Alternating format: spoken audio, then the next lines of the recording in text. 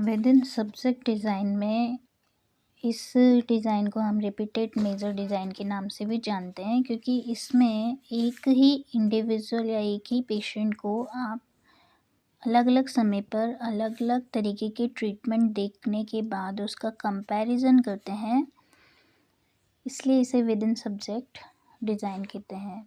इसे वापस दो कैटेगरी में बांटा गया है, two condition within subject design and multiple condition within subject design. Two condition within subject design सबसे सिंपलेस्ट डिज़ाइन होता है, क्योंकि इसमें किसी भी परिस्थिति को कंडीशन 1 कंडीशन 2 दो स्थितियों में बांट देते हैं। हर एक सब्जेक्ट दो कंडीशंस को फेस करता है या दोनों स्थितियों में अपने परीक्षण को जांचता है। जैसे यहाँ पे आपने किसी भी 10 सब्जेक्ट की 10 लोगों को चुन लिया है अपनी पॉपुलेशन के इंटरेस्ट के हिसाब से, और फिर आप उसको दो कंडीशन में रखकर उसके आने वाले स्कोर के हिसाब से अपने इस रिसर्च स्टडी का फाइनल रिज़ल्ट निकालते हैं।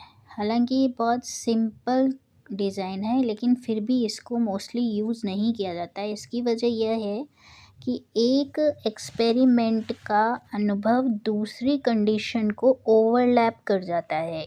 ये एक इसका माइनस पॉइंट है। सेकंड है multiple condition within subject design. Psychological जितने भी एक्सपेरिमेंट होते हैं ये हमेशा 2 से ज़्यादा परिस्थितियों में किए जाते हैं, क्योंकि रिसर्चर अलग अलग राशियों के ऊपर ट्रीटमेंट के प्रभाव को जांचना चाहता है।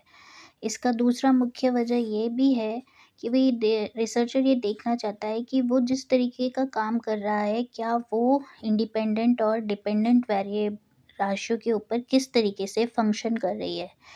यहाँ पर एक एग्जांपल दिया हुआ है कि अगर कोई रिसर्चर ये जानना चाहता है कि रोशनी की mean sensation of brightness increases with the psychological intensity of field light। इसके लिए एक रिसर्चर बहुत सारे इंटेंसिटी की लाइट के ऊपर एक ग्रुप के सब्जेक्ट को टेस्ट करता है। इसके बाद वो अलग अलग इंटेंसिटी के ऊपर जितने भी रिसर्च किए हुए इंटेंसिटीज़ आती हैं और रेस्पॉन्स आते हैं, उनका एक ग्राफ प्लॉट करता है जो कि इंटेंसिटी और ब्राइटनेस के बीच में होता है।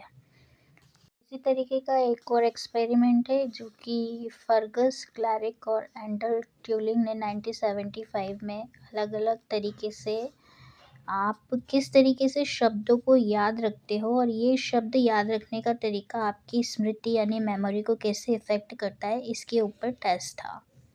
यहाँ पर इन्होंने शब्दों को याद करने के अलग अलग तरीके यूज़ किए। सबसे पहले उन्होंने उन शब्दों को स्क्रीन पे दिखाया और हर बार दिखाने से पहले वो उस सब्जेक्ट से क्वेश्चन पूछते थे कि क्या ये कैपिटल लेटर में है या इसकी रिदम किसी ट्रेन से मिलती जुलती है या ये शब्द किसी सेंसेशन को भी रिप्रेजेंट करता है। इस तरीके से सबसे पहले उन्होंने विजुअल प्रॉपर्टी यूज़ की।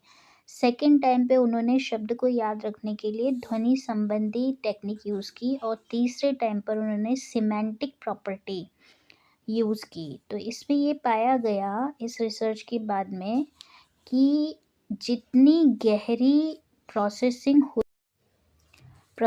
होती है किसी चीज़ को और जितना लंबा टाइम आप अपनी प्रोसेसिंग को देते हैं, उतनी ही आपकी मेमोरी फास्ट होती है। इसके अनुसार उन्होंने एक परसेंटेज निकाला, जिस परसेंटेज के अनुसार सिर्फ देखने से 18% और 70% सुनने से और 96% आप शब्दों के अर्थों को याद करके अपनी स्मृति में हमेशा के लिए फिक्स कर सकते हैं।